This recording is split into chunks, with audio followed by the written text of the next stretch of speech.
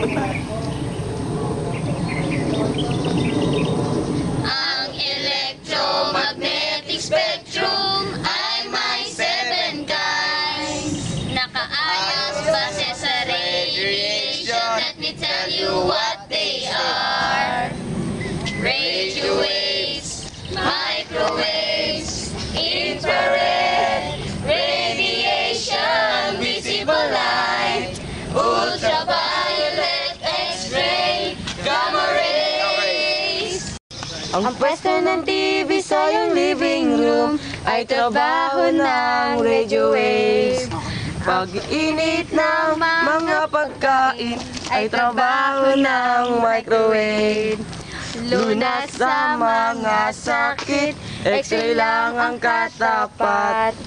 They are even in your remote control, infrared radiation. Ang electromagnetic spectrum ay may 7 kinds. Nakaayos base sa radiation. Let me tell you what they are.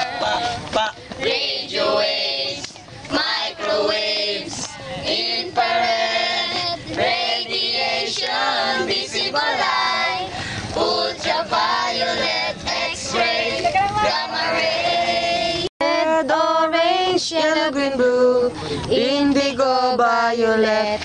That is the only part of the spectrum that can be seen by us. Ang santan sa iyong skin, kill bacteria and viruses. Used to detect perjury, that is ultraviolet.